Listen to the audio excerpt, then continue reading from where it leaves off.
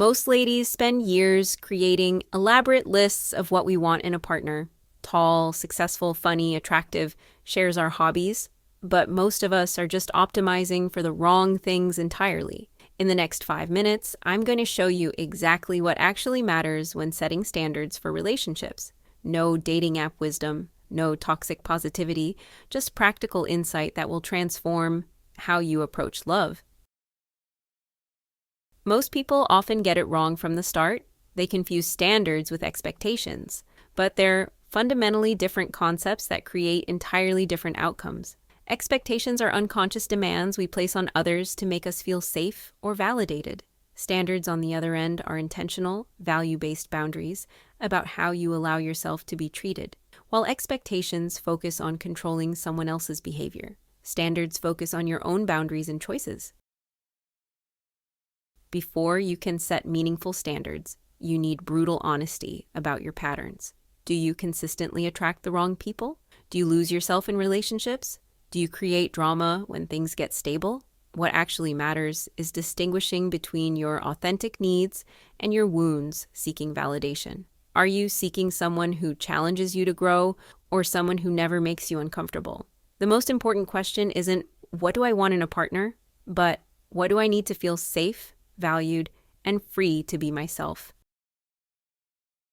Most dating advice focuses on surface preferences while ignoring the deeper values that actually determine relationship success. Your standards should reflect how you want to experience love, not what you want love to look like from the outside. Consider the difference between I want someone successful and I value ambition and drive. One focuses on external achievement, the other on character. The most meaningful relationships aren't built on shared interests but shared values. You can learn someone's hobbies, but you can't change their fundamental approach to honesty, growth, or treating others. While preferences can be flexible, certain standards should remain non-negotiable. This includes emotional safety, mutual effort, honesty and transparency, emotional availability, and ability to repair after conflict. What actually matters is being with someone who enhances your life rather than completing it. Two whole people choosing to build together, not two halves desperately trying to become one. There's a fine line between high standards and using them as defense mechanisms. If no one ever meets your standards, ask yourself, are they protecting your well-being or protecting you from intimacy? Perfection-based standards leave no room for real humans, just idealized characters in your illusion.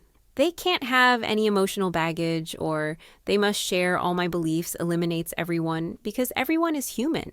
Sometimes the biggest act of self-love is admitting your standards need, refining, not lowered, but evolved from protection to connection.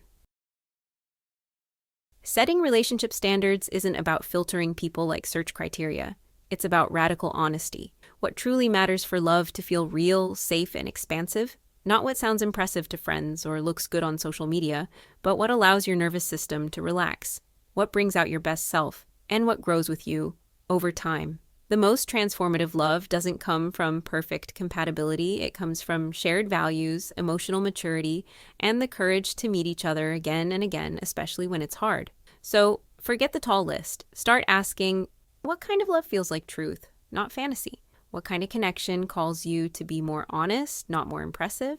And who do you need to become to recognize that love when it finally stands in front of you? Now you know how to set better standards for relationships, which is a massive win. But if you're still struggling with identifying your love language, that could be what's really holding you back. Click this next video where I break down exactly how our entire concept of love languages might be misleading you and what actually matters instead. Also, make sure to like and subscribe for more videos like this.